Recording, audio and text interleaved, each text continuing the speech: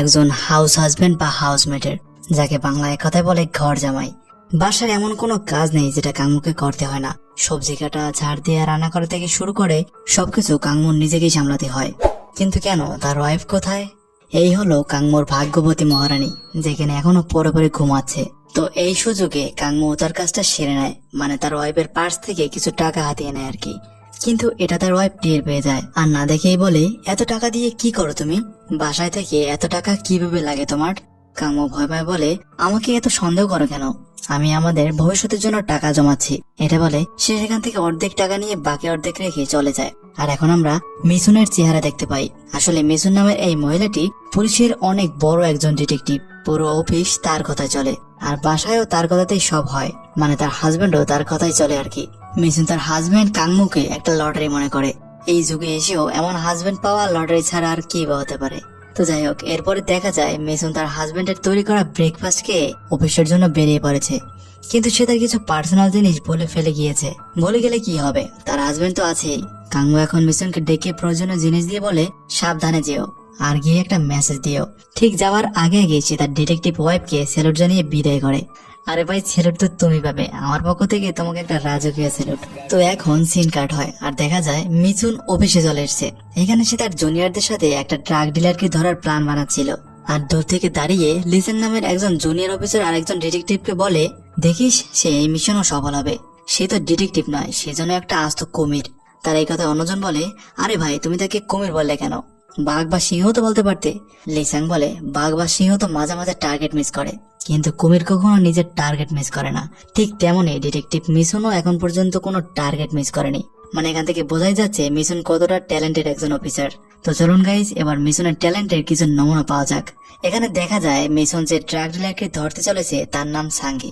সে তার অন্যান্য ক্লায়েন্টদের সাথে গাড়ির নম্বর প্লেট ইউজ করে কন্ট্যাক্ট করে। সে নম্বরের প্রথম সংখ্যা দুটি দিয়ে ড্রাগের পরিমাণ, আর শেষের সংখ্যা 4টি দিয়ে ডেলিভারির তারিখ নির্দেশ করে, যেটা আর কেউ বুঝতে না পারলেও মিছুন ঠিকই বুঝতে পেরেছে। সেই ব্যাপারটা তার জুনিয়রদেরকে ভালোভাবে বুঝিয়ে দেয়। আর এখন একজন ড্রাগ ডিলারের ক্লোন করা একটি ফোনে একটি মেসেজ এসেছে, যেটাও এই একই সিস্টেমে লেখা ছিল, যেটা মিছুন দেখেই বুঝতে পারে মিছুন এই কেসে হাত দিয়েছে, মানে এই কেসকে সে জয় করেই ছাড়বে। তো পরের সিনে দেখা যায় মিছুন তার বাকি সদস্যদের নিয়ে সাঙ্গের অফিসে চলে এসেছে। আর আসার সময় খুচরা ক্লায়েন্টদেরকে কি অবস্থা করেছে তাদের দেখতেই পারছেন। মিছুন একাই 100। সে মারার পরে যা অবশিষ্ট থাকে সেটাই তার বাকি সদস্যরা পিটিয়ে মজা নেয়। তো এখন মিছুন সাঙ্গের রুমে চলে আসে, আর সাঙ্গিকে বলে, ভালোই ড্রাগ ডেলিভারির গাড়ির নম্বর বলে দাও, নয়তো অবস্থা মোটেই আর ভালো থাকবে না। তবে সাঙ্গেও কিছুতে কম যায় না। সে তার নিজের অ্যাটিটিউড দেখিয়ে বলে, এতদূর যখন চলে এসেছো নিজেই খুঁজে নাও না। কিন্তু আপাতত মিছুনের কাছে সেই গাড়ির নম্বর জানা ছিল না, আর এজন্য সে এখন নিজের বুদ্ধিকে কাজে লাগায়। সে খেয়াল করে টেবিলে রাখা একটি কাগজের দিকে, যেখানে হাত বোলাতেই সে বুঝতে পারে এখানে কিছু একটা লেখা রয়েছে, যেটা হয়তো খালি চোখে দেখা যাচ্ছে না। আর সে এখন কাঠ পেন্সিল দিয়ে রেখা কাটতেই সেখানে একটা গাড়ির নাম্বার বেশি ওঠে, যে গাড়িতে আজকের ক্লায়েন্টের জন্য ড্রাগ মজুত করা ছিল। এখন মিছুন এই কাগজটি কৌশলে তার জুনিয়রকে দিয়ে দেয়। তারা এখন সেই গাড়িটি খুঁজে বের করে ফেলে, আর বাস্তবে সেই গাড়িতে অনেক পরিমাণ ড্রাগ রাখা ছিল। এরপরে যা হবার সেটাই হলো। ড্রাগ পাওয়ার সাথে সাথে মিছুন তার শকিং ডিভাইস দিয়ে সাঙ্গি সহ বাকিদের 12টা বাজিয়ে দেয়। এখন সিন শিফট হয়, আর দেখা যায় ড্রাগ ডিলারকে ধরায় সাকসেস হওয়ার জন্য আজকে মিছুনের বাসায় পার্টি হচ্ছে। যে যেমন পারছে বসের সাথে তাল মিলিয়ে নেচেই যাচ্ছে। কিন্তু লিসাং নামের এই বান্দা নাচতে গিয়ে কোমরে ব্যথা পেয়েছে, আর সে এখন কাঙ্গুর কাছ থেকে একটা বিশেষ থেরাপি নিচ্ছে। মানে লিসাং এর ওয়াইফের সাথে নাচতে গিয়ে ব্যথা পেয়ে এখন তারই হাজবেন্ডের কাছ থেকে থেরাপি নেওয়া হচ্ছে। এরপরে আবার সিন শিফট হয়। গাইস, এখান থেকে ভিডিওটি কেয়ারফুলি দেখতে হবে। মুভির মেইন পার্ট এখান থেকে শুরু হতে চলেছে। এই সিনে আমরা বেক্সিও নামের একটি মেয়েকে দেখতে পাই, যেখানে একটি পেন ড্রাইভ একটা বিশেষ লকারের ভিতরে লুকিয়ে রাখছে। আর এরপরে সে যখন সেখান থেকে চলে যাচ্ছিল তখন কিছু আননোন লোক তার পিছু করে। মেয়েটি ব্যাপারটি বুঝতে পেরে তাদের থেকে বাঁচার আপ্রাণ চেষ্টা চালায়, কিন্তু শেষ পর্যন্ত লোকগুলি তাকে ধরেই ফেলে। এখন লোকগুলি বেক্সিওনের কাছে সেই পেন ড্রাইভের লোকেশন জানতে চায়, কিন্তু কোনোভাবেই সে সেই পেন ড্রাইভের লোকেশন তাদের কাছে বলে না। আর এখন সুযোগ বুঝে মেয়েটি তাদের বন্দুক দিয়ে তাদের উপরে অ্যাটাক করে বসে। কিন্তু এক পর্যায়ে বেক্সিওনের পায়ে একটি গুলি লাগে, আর তাই সে কোনো উপায় না পেয়ে ছাদ থেকে নিচে লাফ দেয়। তবে ভাগ্য ভালো হওয়ায় সে নিচে একটা গাড়ির উপরে গিয়ে পড়ে। কিন্তু এতেও লোকগুলো থামেনি। তারা এই অবস্থাতেও মেয়েটির উপরে অনেকগুলো গুলি চালিয়েছে। আর তারা যখন দেখতে পায় মেয়েটির মাথা থেকে অনেক রক্তক্ষরণ হচ্ছে, তখন তারা সেখান থেকে চলে যায়। এখন দেখা যায় এই গোলাগুলির তদন্তের জন্য সেখানে মিছুন আর তার বাকি ডিটেকটিভ সদস্যরা চলে এসেছে। খুব ভালোভাবে তদন্তের পরে তারা জানতে পারে এই মেয়েটির নাম বেক্সিয়ন, বয়স 32। সে পাশেই একটা ট্রেডিং কোম্পানিতে জব করে। আর তাকে যারা এখানে গুলি করতে এসেছিল তারা কোনো এক বড় মাফিয়া গ্যাংয়ের সদস্য, যে গ্যাংয়ের হেড জেনারেল পার্ক নামের কেউ একজন। এরপরে দেখা যায় বেক্সিয়নকে হসপিটালে ভর্তি করা হয়েছে। ডাক্তার জানিয়েছে বুলেট প্রুফ ভেস্ট পরার কারণে তার বডিতে গুলি লাগেনি, তবে এত উপর থেকে নিচে পড়ায় সে খুব বাজেভাবে মাথায় আঘাত পেয়েছে, আর তাই সুস্থ হওয়ার আগে তার কোনো সাক্ষাৎকার নেওয়া যাবে না। এখন সেই শিফট হলে দেখা যায় কাংমো রাস্তা দাঁড়িয়ে কিছু ফল কিনছিল, কিন্তু হঠাৎ তখনই কিছু লোক একটি মহিলার পেছনে ধাওয়া করে। মহিলাটি নিজেকে বাঁচাতে আপ্রাণ চেষ্টা চালিয়ে যাচ্ছে। কাংমো ব্যাপারটিকে সিরিয়াসলি নিয়ে নেয়, আর সে এখন মহিলাটিকে বাঁচানোর জন্য তাদের পিছু করে। আর এখানে আমরা সেই সাদাসিধে ঘরোয়া কাংমোর একটা নতুন রূপ দেখতে পাই। কাংমো একাই সব লোকগুলোকে আচ্ছা ধোলাই করে মহিলাটিকে বাঁচিয়ে নেয়। তবে দৌড়াদৌড়ি করার সময় মহিলাটির ব্যাগ থেকে কিছু প্রয়োজনীয় পেপারস নিতে পড়ে গিয়েছিল, তাই কাংমো ফেরত দেওয়ার জন্য সেগুলো তুলতে যায়। আর সে দেখতে পায় এগুলো আসলে প্রেগন্যান্সির রিপোর্ট। গাইস, এবারে আমাদের সামনে কিছু টুইস্ট আসতে চলেছে। কাংমো এই মহিলাটিকে আগে থেকেই চেনে। এই মহিলার নাম হিজু। সে মহিলাটিকে জিজ্ঞেস করে, তুমি প্রেগনেন্ট কবে হলে? তোমার তো বিয়ে হয়নি। তার এই প্রশ্নের উত্তরে হিজু বলে সে জুংসানের সাথে সম্প্রতি বিয়ে করেছে, তার পেটে এই বাচ্চাটি জুংসানেরই। হিজুর এই কথা শুনে কাংমো অবাক হয়ে যায়, আর সে এখন জুংসানের ব্যাপারে জিজ্ঞাসা করে। তবে হিজু জানায় জুংসান অনেক দিন ধরে নিখোঁজ, সে তাকে অনেক খুঁজেছে কিন্তু কোথাও খুঁজে পায়নি। সে জানে না জুংসান আদেও বেঁচে রয়েছে কিনা। এই যে কিছুক্ষণ আগে লোকগুলো তাকে ধরার জন্য এসেছিল, তারা আসলে আমাকে নয়, আমার মাধ্যমে জুংসানের খবর নিতে এসেছিল। কাংমোকে এইসব বলে হিজু একটা ট্যাক্সি করে সেখান থেকে চলে যায়। হিজু চলে গেলেও আমাদের মাথার উপরে সে কিছু কনফিউশন ছুটে যায় যে কে এই হিজু আর কে সেই জুংসান, তাদের আসল পরিচয়টা বা কি ছিল। গাইস, ভিডিওটি কন্টিনিউ করুন, সামনে ভিডিওটি ইন্টারেস্টিং হতে চলেছে। তবে গাইস, এখানে জানিয়ে রাখি তারা এতক্ষণ এখানে যেসব কথা বলছিল এই সবকিছু মিশনের জুনিয়ররা দূরে দাঁড়িয়ে খেয়াল করছিল। তারা ব্যাপারটিকে সম্পূর্ণ ভুল ভেবেছে। তারা ভেবেছে কাংমো এই মহিলার সাথে পরকীয়া করে, আর তাই তারা এখন অফিসে এসে বাকি সব কলিগদের এই ব্যাপারে গুজব ছড়িয়ে দেয়। আর এখন কোনোভাবে মিশনও এই ব্যাপারটি জানতে পারে। সে কিছুতেই বিশ্বাস করতে পারছিল না যে তার ইনোসেন্ট ঘর সামলানো হাজবেন্ড এমন কাজ আদৌ করতে পারে। তাই সে উল্টে তার কলিগদের ইচ্ছে মতো ঝাড়ি দিয়ে বিদায় করে। পরের দিনে দেখা যায় কাংমো এক বুড়ো লোকের কাছ থেকে তার রেখে যাওয়া একটা টিনের বাক্স নিয়ে যাচ্ছে। এখানে বুড়ো লোকটি কাংমোকে বলে, কাজে ফিরছো? কাংমো বলে, না, পুরোনো স্মৃতিগুলো খুব মনে পড়েছে, তাই একটু দেখতে এসেছি। এরপরে রাত যখন গভীর হয় তখন কাংমো ঘুম থেকে উঠে সেই টিনের বাক্সটা খোলে।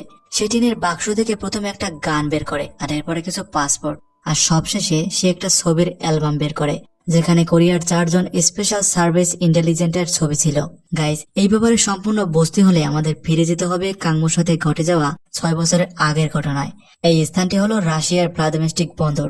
এখানে এই জাহাজে করে মাফিয়ারা তাদের অস্ত্র পাচার করত, আর এই অস্ত্র জব্দ করার জন্য কাংমো সহ তার সাথে আরো 3 জন স্পেশাল এজেন্ট নিয়োগ করা হয়েছিল, যাদের মধ্যে কাংমো ছিল সবার চিফ। তারা মাফিয়াদের অস্ত্র পাচার সম্পর্কে অনেক আগে থেকেই জানতো, তাই তারা এই ব্যাপারে প্রস্তুতি নিয়েছিল। কিন্তু হঠাৎ মাফিয়ারা আবার এজেন্টদের সম্পর্কে জানতে পেরে যায়, আর তাই নিজেদেরকে বাঁচাতে তারা নতুন প্ল্যান হিসেবে আজকেই এই বন্দর ছেড়ে যাবার সিদ্ধান্ত নিয়েছিল। এদিকে তাদের বন্দর ছেড়ে যাওয়ার ব্যাপারে এজেন্টরাও জানতে পারে, আর এখন মাফিয়াদের আটকাতে তারা দ্রুত নিজেদের প্রস্তুত করে অ্যাটাক করে বসে। যেহেতু তাদের এই ডিসিশনটা খুব তাড়াতাড়ি নিতে হয়েছে, তাই তারা হেড অফিসের পারমিশন নিতে পারেনি। এই সম্পূর্ণ মিশন এখন কাংমো নিজের দায়িত্ব নিয়ে চালাচ্ছে। যদিও এতে প্রচুর রিস্ক রয়েছে, কিন্তু তাদেরকে যেভাবেই হোক আজকে এই জাহাজ আটকাতেই হবে। তো এখন জাহাজ আটকানোর জন্য তারা প্রথমে জাহাজের ইঞ্জিন রুমে প্রবেশ করে, আর সেখানে থাকা সমস্ত ক্রুদেরকে একের পর এক মেরে ফেলে। তারা সম্পূর্ণ জাহাজের ইলেকট্রিক লাইন ডিসকানেক্ট করার জন্য ইএমপি লাগিয়ে দেয়। ইএমপি হলো এমন একটি যন্ত্র যেটার মাধ্যমে সাময়িক সময়ের জন্য বিদ্যুৎ সংযোগ বন্ধ রাখা সম্ভব, আর এটা পাসওয়ার্ড দ্বারা অ্যাক্সেস করা যায়। তো এখন কাংমো আর গমসক ইএমপি অন করে পাসওয়ার্ড বসিয়ে দেয়, আর এর ফলে সাথে সাথে সমস্ত জাহাজের বিদ্যুৎ চলে যায়। এর মানে এখন মাফিয়ারা চাইলেও আর কোনোভাবেই এই ইএমপির পাসওয়ার্ড ছাড়া জাহাজ চালাতে পারবে না। তো কাংমোর ইএমপি লাগানো সাকসেস। এখন শুধু তারা এই জাহাজ থেকে বেরিয়ে যেতে পারলে মিশন সাকসেস হবে। কিন্তু সমস্যাটা হলো তারা এখন বের হবার রাস্তা খুঁজে পাচ্ছে না। চারিদিক থেকে তাদেরকে মাফিয়ার দলবল ঘিরে ফেলেছে। এদিকে ব্লুটুথের মাধ্যমে হিজু তাদেরকে জাহাজ থেকে বের হওয়ার জন্য ইনস্ট্রাকশন দিচ্ছিল, কিন্তু চারিদিক থেকে ঘিরে ফেলার কারণে তারা শেষ পর্যন্ত দুজনেই মাফিয়ার হাতে ধরা পড়ে। মাফিয়ার দল কাংমো আর গমসককে ইচ্ছেমতো মারধর করতে থাকে যেন তারা ইএমপির পাসওয়ার্ড বলে দেয়, কিন্তু কাংমো কোনোভাবেই পাসওয়ার্ড বলছিল না। কাংমোকে দিয়ে যখন কাজ হচ্ছিল না তখন তারা গমসককে মেরে ফেলার হুমকি দেয়, কিন্তু তাতেও কাংমো তার মুখ খুলে না। আর এরপরে যখন তারা গমসককে মারার জন্য নিয়ে যায় তখন কোনো উপায় না পেয়ে বাধ্য হয় কাংমো ইএমপির পাসওয়ার্ড বলে দেয়। পাসওয়ার্ড পাওয়ার সাথে সাথে তারা জাহাজে আবারও ইলেকট্রিসিটি ফিরিয়ে আনে। মানে তারা এখন চাইলেই সেখান থেকে যে কোনো সময় চলে যেতে পারবে। তবে পাসওয়ার্ড বলার পরেও তারা কিন্তু গমসককে ছাড় দেয়নি। গমসক তাদের হাতে মারা পড়ে। সব মিলিয়ে তাদের 4 জনের এই মিশন পুরোটাই ফেল হয়। আর এই মিশন ফেলে সম্পূর্ণ দোষ গিয়ে পড়ে কাংমুর ঘরে। পারমিশন ছাড়া এমন মিশনে অংশ নেওয়ার জন্য এখন কাংমুকে সাসপেন্ড করা হয়। দেশের উপকার করতে গিয়ে কাংমু নিজের চাকরিটা হারিয়ে ফেলে। তবে এতে তার মোটেই দুঃখ ছিল না। সে শুধুমাত্র গমসকের মৃত্যুর জন্য নিজেকে দায়ী মনে করে। তার সাথে ঘটে যাওয়া এই ঘটনা তাকে আজীবন কষ্ট দিয়ে যাচ্ছে। তবে এই ঘটনার পর থেকে হিজু আর জুংসানের সাথে তার আর কোনো যোগাযোগ ছিল না। গত কয়েক বছর পর সেদিন সে হিজুকে ওভাবে রাস্তা দেখেছিল। আর পরের ঘটনা তো আমরা দেখতেই পেয়েছি। এখন সিন চলে আসে বর্তমানে। আর দেখা যায় আজ কাংমো কিছু শপিং করেছে হিজুর বাচ্চার জন্য। যদিও হিজু এখনো প্রেগনেন্ট, তারপরেও সে এই সপ্তাহে গিফট হিসেবে দিয়েছে। আর এই সবকিছু দূর থেকে মিশনের জুনিয়র সহকর্মীরা ফলো করছিল। তারা তো প্রমাণ হিসেবে এবার এইসবের পিকও তুলে রেখেছে মিশনকে বিশ্বাস করানোর জন্য। এরপরে অফিসে তারা এইসব পিক আর ভিডিওগুলো মিশনকে দেখায়। মিশন যেন নিজের চোখের উপর বিশ্বাস হারিয়ে ফেলেছে। তার এমন ইনোসেন্ট ভালো হাজবেন্ড ভিতরে ভিতরে এত কিছু করছে, এটা ভেবেই যেন তার মাথার রাগে আগুন হয়ে যাচ্ছে। এদিকে দেখা যায় হিজু কাংমুকে জুংসানের পুরনো সেফ হাউসে নিয়ে এসেছে। কারণ কাংমু তার কাছে জুংসানের ব্যাপারে জানতে চেয়েছিল। হিজু জানায় জুংসান নিখোঁজ। সে দেশের জন্য অনেক বড় একটা উপকার করতে চেয়েছিল। এবছর প্রতিরক্ষা মন্ত্রণালয় থেকে একটা ভুয়া বাজেট করা হয়েছিল। কেউ এই ব্যাপারে তদন্ত না করলেও জুংসান সবার সামনে এই ব্যাপারটা খোলসা করতে চেয়েছিল। কিন্তু সেই জুংসানই এখন নিখোঁজ। তবে সেই মিথ্যা বাজেটের পিছনে যে কলকাঠি নেড়েছিল তার নাম হলো জেনারেল পার্ক। কেউ জানে না এই জেনারেল পার্ক আসলে কে। এইসব কিছু বলার পরে হিজু একটা চিঠির খাম বের করে বলে সে এটা গতকাল মেইল বক্সে পেয়েছে। সে এখনো এটা খুলেও দেখেনি। এটা শুনে কাংমু এখন চিঠিটা খোলে আর সেখানে একটা কলম দেখতে পায়। কিন্তু এটা কোনো সাধারণ কলম ছিল না। কাংমু ব্যাপারটি বুঝতে পেরে কলমটা ভেঙে ফেলে আর দেখতে পায় কলমের মধ্যে ছোট্ট একটা লিংক লেখা আছে। আর এখন তারা সেটাকে ব্রাউজারে রান করলে দেখতে পায় এটা একটি কন্টাক্ট সাইট। মানে এই লিংকের মাধ্যমে লিংক প্রদানকারী তাদের সাথে যোগাযোগ করতে পারবে।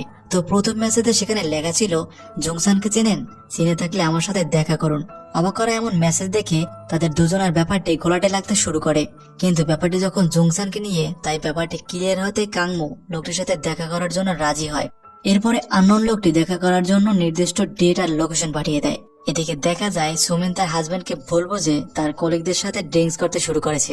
আর বাসায় ফিরে সে নিজেকে কুল করার জন্য রাতের বেলায় মেডিটেশন করতে বসে যায়। সে খেয়াল করে আজ প্রথমবারের মতো মাঝরাতে তার হাজবেন্ড বাসায় ফিরেছে, যেটা এর আগে কখনো হয়নি। বাসায় ফিরেছে ভালো কথা, কিন্তু সে এখানে মিশনকে বলে কালকে তোমার গাড়িটা আমার দরকার পড়বে, তাই প্লিজ কালকের জন্য গাড়িটা আমার জন্য রেখে যেও। মিশনের কাছে ব্যাপারটা এবার আরো সন্দেহজনক লাগতে শুরু করে। কারণ যে হাজবেন্ড বিয়ের 6 বছর হয়ে গেল তার মধ্যে একবার তাকে নিয়ে ঘুরতে গেল না, আর সে এত রাতে এসে গাড়ি চাইছে, কোনো রহস্য তো এর মধ্যে অবশ্যই আছে। তবে মিশন এবার একটা সুযোগ পেয়েছে তার হাজবেন্ডকে চেক করার জন্য। এখন পরের দিন দেখা যায় মিশন কাংমুকে পরীক্ষা করার জন্য তার কলিগের গাড়ি নিয়ে বেরিয়ে পড়েছে। তারা দেখতে পায় কাংমু ঘুরতে না গিয়ে একটা মহিলাকে নিয়ে হোটেলে এসেছে। এইসব দেখে মিশনের মাথা এখন পুরোটাই বিগড়ে যায়। আর যাওয়ারই তো কথা, পৃথিবী উল্টে গেলেও কোনো নারী অন্তত এটা মেনে নিতে পারবে না। তো এখন মিশন সিদ্ধান্ত নেয় যে সে এবার রুমের ভিতরে ঢুকে তাদেরকে হাতে নাতে ধরবে। তবে তার কলিগ তাকে থামিয়ে বলে এটা করার দরকার নেই, আমরা বাইরে থেকে ড্রোন পাঠিয়ে দেখতে পারবো ভিতরে আসলে হচ্ছেটা কি। এরপরে ড্রোন পাঠিয়ে তারা দেখতে পায় ভিতরে তেমন কিছুই ঘটেনি। এটা দেখে মিশন যেন একটু শান্ত হলো। কিন্তু হঠাৎ এখন মিশনের ফোনে একটা জরুরি কল আসে। ফোনে বলা হয় হসপিটালে থাকা সেই মেয়েটির জ্ঞান ফিরেছে, তাকে এখন ইন্টারভিউ নিতে ইমার্জেন্সি সেখানে যেতেই হবে। তবে যাওয়ার সময় মিশন তার বুদ্ধিকে কাজে লাগিয়ে তার কলিগের গাড়িটিকে কাংমুর নিয়ে আসা গাড়ির সামনে রেখে যায়। আর গাড়িতে একটা ক্যামেরাও সেট করা যায়, যেন এরপর এই ক্যামেরায় কাংমুর সাথে থাকা মহিলার ফেস খুব ভালোভাবে তারা দেখতে পারে। এখন সিন শিফট হয় কাংমু আর হেজুর কাছে, যারা এখানে এসেছিল সেই আননোন লোকটির কথায়, যেখানে তাদেরকে এই লোকেশনে আসতে বলেছিল। তো এখন সেই লোকটি তাদেরকে একটি রুমে ডাকে। গাইস, এখানে ব্যাপারটি আমাদের ভালো করে বুঝতে হবে। এখানে লোকটি জুংসানের সাথে ঘটে যাওয়া সমস্ত ঘটনা তাদের সাথে তুলে ধরে। সে বলে গত বছর এমএনডি তাদের পরবর্তী জেনারেশনের জন্য 3.5 মিলিয়ন টাকা মূল্যের একটা প্রজেক্টের ঘোষণা দেয়, যেটি পুরোটাই একটা বানোয়াট আর ভুয়া প্রজেক্ট ছিল। আর এই প্রজেক্ট পাশ করানোর পেছনে সব থেকে বড় ভূমিকা পালন করেছে জেনারেল পার্ক। এই জেনারেল পার্কের আসল নাম পরিচয় কারোর জানা নেই, কিন্তু জুংসান এই ব্যাপারে অনেকটাই জেনে গিয়েছিল। তাই সে নিজে তার একটি নতুন দল গঠন করে তাদের ব্যাপারে সমস্ত কিছু তদন্ত করতে থাকে। কিন্তু এর মধ্যে তারা অনেক সদস্যই জেনারেল পার্কের হাতে মারা পড়েছে। জংসানের স্পেশাল সদস্যদের মধ্যে বেক্সিয়ন জংসানকে অনেক বড় একটা হেল্প করেছিল। সে এই ফান্ডের সকল টাকার এক্সেস অকেজ করে সেটাকে ফাইল বানিয়ে একটা পেন ড্রাইভে রেখে দিয়েছে। আর সেই পেন ড্রাইভ ছাড়া কোনোভাবেই এখন জেনারেল পার্ক ফান্ডের টাকা বাজেয়াপ্ত করতে পারছে না। গাইস, কিছুক্ষণ আগে আমরা সেই পেন ড্রাইভ রাখতে গিয়েই বেক্সিয়নকে জেনারেল পার্কের পাঠানো লোকদের হাতে গুলি খেতে দেখেছিলাম। এবার হয়তো সেই সিনের আসল কাহিনীটা বুঝতে পেরেছেন। এইসব কথা শুনে কাংমু এখন জিজ্ঞেস করে, জংসান তো অনেক দিন ধরে নিখোঁজ, সে আদেও বেঁচে রয়েছে কিনা সেটাও আমাদের জানা নেই, তাকে কোনো ক্লু ছাড়া কিভাবে আমরা খুঁজে পেতে পারি? এই কথার উত্তরে লোকটি বলে, জংসান এখনো বেঁচে রয়েছে, তাকে জেনারেল পার্কের লোকেরা তাদের টর্চার সেলে আটকে রেখেছে। সেখানে তার উপর তারা প্রতিনিয়ত নির্যাতন চালিয়ে যাচ্ছে। কঠিন থেকে কঠিনতম কষ্ট দেওয়া হচ্ছে শুধুমাত্র সেই পেন ড্রাইভের লোকেশন পাওয়ার জন্য। জেনারেল পার্কের কাছে জংসান যেন গলায় কাটার মতো বেঁধে রয়েছে। তারা তাকে একদম মেরেও ফেলতে পারছে না, আর জংসানও সেই ফাইলের লোকেশন তাদের কাছে বলছে না।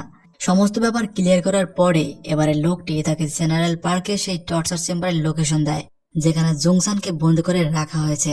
এখন সিন আবার কাট হয়, আর এখন দেখা যায় মিশন সেই গাড়ির ভিডিও চেক করছে, যেটাকে সে তার হাজবেন্ডকে ধরা টোপ হিসেবে রেখে গিয়েছিল। ভিডিওতে সে তার হাজবেন্ডের সাথে সেই মহিলাটাকেই দেখতে পায়, যার সম্পর্কে তার কলিগরা তাকে আগেই বলেছিল।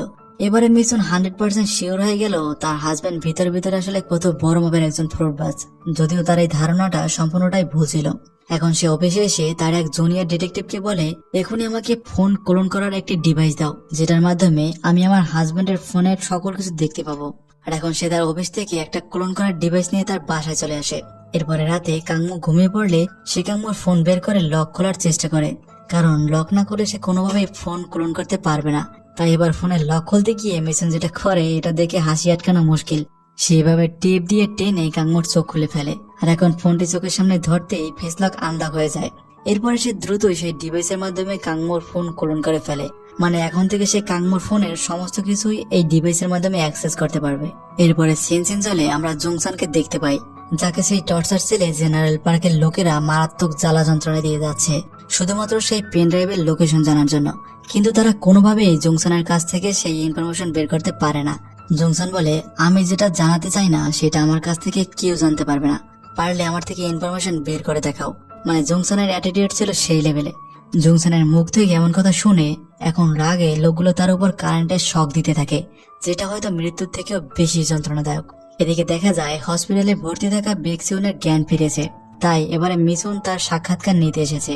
বেক্সিয়ন এবার তার সাথে ঘটে যাওয়া সমস্ত কিছু মিশনের কাছে এক্সপ্লেন করে। বেক্সিয়ন এটাও বলে, আমরা চেয়েছিলাম অ্যাকাউন্ট ফাইলটাকে টোপ হিসেবে কাজে লাগিয়ে জেনারেল পার্কে বাইরে বের করতে, কিন্তু সেটা আমরা এখনো করতে পারিনি। মিশন জিজ্ঞাসা করে, কে এই জেনারেল পার্ক, তাকে ধরা কিভাবে এতটা ডিফিকাল্ট হতে পারে? বেক্সিয়ন বলে, আমরা কেউই এখন পর্যন্ত জেনারেল পার্কের আসল চেহারা দেখতে পারিনি, তবে জেনারেল পার্ক নিজের সাইন হিসেবে যে লোগোটা ইউজ করে সেটাকে এঁকে দেখাতে পারি। আর এখন বেক্সিয়ন জেনারেল পার্কের লোগোটা এঁকে দেখায়। তো এখান থেকে বের হবার সময় মিশনের সহকর্মী তাকে জানায় জংসানকে কিডন্যাপ করার কিছু ফুটেজ তাদের হাতে এসেছে, হতে পারে এরাই জেনারেল পার্কের লোক। জেনারেল পার্ককে ধরতে এরা তাদের জন্য অনেক বড় একটা ক্লু হতে পারে। এদিকে দেখা যায় হিজু আর কাংমু সেই আননোন লোকটার দেয়া লোকেশনে পৌঁছে গিয়েছে। এখন দূর থেকে কাংমু দূরবীনের মাধ্যমে জায়গাটা সম্পর্কে খুব ভালোভাবে একটা আইডিয়া করে নেয়। আর এরপরে রাতের বেলা অয়েল ডেলিভারি করার একটা গাড়িতে করে সে চালক হিসেবে সেই বিল্ডিং এ প্রবেশ করে। তার আসল প্ল্যান সম্পর্কে কার কোনো আইডিয়াই ছিল না। এখন দেখা যায় কাংমু সেখানে একটা রুমে ঢুকে সেখানে গার্ডকে মেরে ফেলে, আর তার পোশাক আর আইডি কার্ড নিয়ে বাইরে বের হয়। এরপরে সে ধীরে ধীরে ভিতরে সেই টর্চার সেলের দিকে এগোতে শুরু করে। এদিকে বুলেটে থেকে হিজু তাকে বিল্ডিং এর সমস্ত রুমের ব্যাপারে ইনস্ট্রাকশন দিয়েছিল। কাংমু হিজুর দেয়া ইনস্ট্রাকশন অনুযায়ী এগোতে থাকে, আর এখন সে সেই কাঙ্ক্ষিত লোকেশনে পৌঁছেও যায়। কাংমু দেখতে পায় এখানে এক ডাক্তার জংসানের উপরে মারাত্মক নির্যাতন চালাচ্ছে। তার মুখ থেকে পেনড্রাইভের লোকেশন বার করার জন্য বারবার তাকে কারেন্টের শক দেওয়া হচ্ছে। শক দিতে দিতে এমন হয়েছে যে এবারে তাদের মেশিনের চার্জ পড়িয়ে গিয়েছে, তাই সে এবার তার সহকারীকে দিয়ে ব্যাটারি চার্জ করতে পাঠায়। আর এই সুযোগে কাংমু নিচে নেমে ডাক্তারের একটা ব্যবস্থা করে জংসানকে নিয়ে বেরিয়ে পড়ে। সাধারণ গার্ডের পোশাক পরে থাকায় তাকে সেখানের কেউই সন্দেহ করেনি। এদিকে সেই বান্দাকে দেখানো হয় যে কিনা ব্যাটারি চার্জ করে নিয়ে এসে আবারও শক দিতে শুরু করেছে। ফুল চার্জে থাকা ব্যাটারির শক দিয়ে সে বেশ মজা এনেছিল, কিন্তু এবারের যন্ত্রণার আওয়াজটা তার কাছে ভিন্ন রকমের লাগে। ব্যাপারটা গোলমেলে বুঝতে পেরে সে এবার কাপড়টা সরিয়ে দেখতে পায় এটা আর কেউ না, তার গুরু জনাব সাইকোচন্দ্র। তার কাছে এটা দেখা আর রাতের বেলা সূর্য দেখা একই কথা। গাইস, এখন আমাদের সামনে যে ক্লাইম্যাক্স আসতে চলেছে এর জন্য আমি মোটেও প্রস্তুত ছিলাম না। এবারে জংশন পালিয়ে যাবার খবর জেনারেল পার্ক জানতে পারে, আর মুভির এই পর্যায়ে আমাদের সামনে অস্থিরভাবে এন্ট্রি নেয় এই সিনেমার অজানা অচেনা গুপ্ত সেই জেনারেল পার্ক। এই হলো জেনারেল পার্ক। এতক্ষণ যাকে আমরা হিজো নামে চিনতাম, আর যে কিনা নিজেই জংশনকে এখান থেকে পালিয়ে নিয়ে যেতে ভিতরে ভিতরে কাংমুকে সাহায্য করলো, সে কিভাবে জেনারেল পার্ক হতে পারে? আর যদি হয়েও থাকে তাহলে সে নিজের হাতে নিজে কেন কুরুল মারলো? মানে কাংমুকে দিয়ে কেন জংশনকে সরিয়ে নিল? কোনো ব্যাপার না বন্ধুরা, ব্যাপারটা ক্লিয়ার করে দিচ্ছি। আসলে গত বছর প্রতিরক্ষা মন্ত্রণালয়ের অধীনে যে বাজেট করা হয়েছিল সেই 3.5 মিলিয়ন টাকা পরিমাণ অর্থ পাচারের ব্যাপারে জংশন জানতে পারে। তবে সে এটা জানতো না যে এই জেনারেল পার্ক আসলে তারই কলিগ হিজো নিজেই। জংশন এই ব্যাপারে জানতে পারায় জেনারেল পার্কের গলায় কাটা বিঁধে যাওয়ার মতো অবস্থা। আর তাছাড়াও হিজো এই সমস্ত কাজ একা করেনি, তার সাথে যুক্ত ছিল সরকারের নিকটস্থ আরো কিছু গুরুত্বপূর্ণ ব্যক্তিরা, যারা ইনডাইরেক্টলি তাকে এই ভুয়া বাজেট পাশ করাতে সাহায্য করেছে। কিন্তু জেনারেল পার্ক এই সব অর্থ একাই নিজের কাছে রাখতে চেয়েছিল, আর বাকিদের কথা দিয়েছিল যে সঠিক সময় আসলে তারা প্রত্যেকে এর পার্সেন্টেজ পেয়ে যাবে। কিন্তু বাকিরা জেনারেল পার্কের কথা বিশ্বাস রাখতে পারেনি, তাই তারা নিজের নিজের অ্যাকাউন্টে টাকাগুলো আলাদা আলাদা ট্রান্সফার করতে চেয়েছিল। আর এই সুযোগকে কাজে লাগিয়ে জংশনের সহকর্মী বেক্সিওন অ্যাকাউন্টগুলোকে অকেজো করে পেন ড্রাইভে লুকিয়ে রাখে। আর এরপরে যত ঝামেলা বাঁধে এই পেন ড্রাইভ খুঁজে নিয়েই। জংশনকে মৃত্যু সমান কষ্ট দেওয়ার পরেও যখন সে মুখ খোলেনি, তখন হিজো নিরুপায় হয়ে এই নতুন প্ল্যান বানায়। কাংমু যেহেতু জংশনের বিশ্বস্ত ছিল, তাই আর কারো কাছে এই ব্যাপারে না বললেও কাংমুকে একা পেলে সে অবশ্যই সেই পেন ড্রাইভের লোকেশনের কথা তাকে জানিয়ে দেবে। আর হ্যাঁ, এটাই ঘটে। এখন দেখা যায় কাংমু জংশনকে নিয়ে সেই হসপিটালে চলে এসেছে, যে হসপিটালে হিজো তাকে আসার জন্য বলেছিল। এখন জংশন কাংমুকে একা পেয়ে তার সাথে ঘটে যাওয়া সমস্ত ঘটনা খুলে বলে, আর সেই পেন ড্রাইভের লোকেশনও তাকে বলে দেয়। কিন্তু এখানে শুধুমাত্র তারা দুজনেই ছিল না, এখানে তো হিজু তাদের জন্য একটা ফাঁদ পেতে রেখেছিল এই ক্যামেরাটি দিয়ে। তাদের বলা সমস্ত কনভারসেশন জেনারেল পার্ক এই ক্যামেরার মাধ্যমে জানতে পেরে যায়, আর এখন সে তার বিশ্বস্ত সেই লোকটিকে পেনড্রাইভের লোকেশনে পাঠিয়ে দেয়। এদিকে দেখা যায় মিসুন সেই ফুটেজের ব্যাপারে সমস্ত কিছু বুঝতে পারার পরে কৌতূহল নিয়ে জংশনের বাসায় যাচ্ছে তার ব্যাপারে আরো ইনফরমেশন কালেক্ট করার জন্য। আর এদিকে জেনারেল পার্কের সেই বিশ্বস্ত লোকটি জংশনের বাসায় পেনড্রাইভের লোকেশনে চলে এসেছে, আর সেই জংশনের বলা লোকেশনে আলমিরার হাতলের মধ্যে সেই মহামূল্য পেনড্রাইভটি পেয়ে যায়। এবার সে তার বসকে ফোন করে এই ব্যাপারে জানিয়ে দেয়। জেনারেল পার্ক বলে, এবারে বাকি সবাইকে মেরে ফেলো, সবার প্রথমে জংশনকে মারো।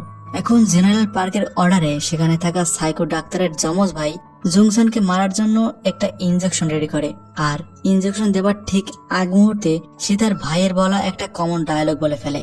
ডায়লগটি ছিল, কি এক মর্মান্তিক অবস্থা, তাই না? এই সেম ডায়লগটি সেই সাইকো ডাক্তারটিও তার সাথে প্রতিনিয়তই বলতো। তাই এটা শোনার সাথে সাথে জংশন আসল ব্যাপারটি বুঝতে পারে। সে এবার নিজেই ডাক্তারের উপরে অ্যাটাক করে বসে, আর এরপরে সে কাংমুকে ফোন করে বলে, তোমাকে আমি এতটা বিশ্বাস করতাম, আর সেই তুমি কি না আমার থেকে ইনফরমেশন বার করার জন্য এত নাটক সাজালে? জংশনের কাছ থেকে হঠাৎ এমন কথা শুনে কাংমুর বেশ অদ্ভুত লাগে। সে এইসব বলার কারণ জানতেই চাইবে, এমন সময় পেছন থেকে সাইকোটা জংশনকে হেডশট করে দেয়, আর সাথে সাথে জংশন সেখানে মারা যায়। আর এদিকে জেনারেল পার্কের কথা মতো কাংমুকে শেষ করে দেওয়ার জন্য একটা ট্রাক এসে কাংমুর গাড়ির সাথে বড় জোরে ধাক্কা লাগায়। তাদের ধারণা কাংমু মারা গিয়েছে। অন্যদিকে দেখা যায় পেন ড্রাইভ পেয়ে সেই লোকটি যখন জংশনের বাসা থেকে কামব্যাক করছিল, তখন সেখানে মিশন পৌঁছে যায়। আর এখন তাদের দুজনের মধ্যে তুমুল এক মারামারি লাগে, আর এক পর্যায়ে লোকটির হাত থেকে পেন ড্রাইভটি ছিটকে নিচে পড়ে যায়। মিশন পেন ড্রাইভটি পেয়ে সাথে সাথে নিজের কাছে লুকিয়ে ফেলে, আর সুযোগ বুঝে তার কাছে থাকা সেই ক্লোন করা ডিভাইসে পেন ড্রাইভের সমস্ত ডাটা ট্রান্সফার করে দেয়। আর এরপরে যখন সে তাদের সাথে আর পেরে উঠছিল না, তখন সে তাদের সামনে পেন ড্রাইভটি নষ্ট করে ফেলে, যেন তারা এটা ধারণা করে যে পেন ড্রাইভে থাকা সমস্ত ডাটা নষ্ট হয়ে গিয়েছে। এটা দেখে তাদের মাথা খারাপ হয়ে যায়, আর এখন কি করবে বুঝতে না পেরে তারা এই খবরটি জেনারেল পার্কে জানায়। এত এত নাটক, অভিনয়, চিটিং করে পেনড্রাইভ হাতে পাওয়ার পরেও যদি এমন নিউজ শোনা লাগে, তাহলে কারণে মেজাজ খারাপ হয়। জেনারেল পার্ক এই পরিস্থিতিতে জাস্ট জ্বলছিল। সে এখন মিশনকে তার কাছে নিয়ে আসতে বলে। বোঝাই যাচ্ছে মিশনের সামনে অনেক বড় বিপদ। লোকগুলো এখন মিশনকে জেনারেল পার্কের সামনে হাজির করে। জেনারেল পার্ক কোনো মতে নিজের রাগকে কন্ট্রোল করে মিশনের কাছে জিজ্ঞেস করে, পেনড্রাইভে থাকা ফাইল কোথাও শেয়ার করা হয়েছিল? আমি নিশ্চিত এটা তুই ছাড়া আর কেউ করেনি। ভালো চাইলে এখনই বলে দে, নয়তো তোর হাজবেন্ডকে উড়িয়ে দেব। হাজবেন্ডের এমন অবস্থা দেখে মিশন সেই ডিভাইসের কথা জেনারেল পার্কে জানিয়ে দেয়। কি ভাবছেন তারা কাঙ্গুকে ছেড়ে দিবে? মোটেই না। কাজ হাসিল হলে এরা কাউকে আর বেঁচে থাকতে দেয় না। জেনারেল পার্ক পারমিশন দেয় কাঙ্গুকে মেরে ফেলার, কিন্তু কাঙ্গুকে মেরে ফেলা এতটা সহজ ব্যাপার না। গুলি করার ঠিক আগের মুহূর্তে কুংফু জেগে ওঠে আর লোকটিকে কুংফু স্টাইলে চেপে ধরে লোকটির জীবনলীলা সেখানে সমাপ্ত করে। এরপরে দেখা যায় পেন ড্রাইভে শেয়ার করা সমস্ত ফাইল পাওয়ার পরে এখন জেনারেল পার্ক সমস্ত টাকা তার নিজের অ্যাকাউন্টে ট্রান্সফার করতে শুরু করে দিয়েছে। আর অন্যদিকে মিশনকে মারার জন্য আরেকটা সাইকো ড্রিল মেশিন নিয়ে রেডি হয়েছে। মিশনের মাথায় ড্রিল মেশিন ঢুকানোর ঠিক আগের মুহূর্তেই সেখানে কাঙ্গু এন্ট্রি নেয়। নিজের রান্নাঘর সামলানো হাজবেন্ডকে এমন হিরো রূপে দেখে মিশন তো পুরোই অবাক। এখন কাঙ্গু একের পর এক গার্ডকে শেষ করে দিয়ে মিশনকে নিয়ে সেখান থেকে বেরিয়ে আসে। তবে তাদেরকে মেরে ফেলার জন্য সেখানে অনেকগুলো গার্ড তাদেরকে পিছু করে, কিন্তু এই সকল গার্ডকে মিশন তার বুদ্ধির জালে ফাঁসিয়ে সেখান থেকে নির্দ্বিধায় বেঁচে যায়। এরপরে দেখা যায় মিশন কাঙ্গুর উপরে প্রচন্ড রেগে আছে, কারণ সে কাঙ্গুর সাথে এতদিন ধরে থেকেছে, কিন্তু সে এত বড় একটা ব্যাপার তার কাছ থেকে এতদিন লুকিয়েছে। তবে কাঙ্গু এখানে তাকে সরি বলে আর বুঝিয়ে দেয় যে সে স্পেশাল সার্ভিস ইন্টেলিজেন্টের হেড হলেও মিশনের কাছে কিছুই না। প্রায় প্রত্যেকটি হাজবেন্ড তার ওয়াইফের কাছে ভিজে বিড়ালের মতো।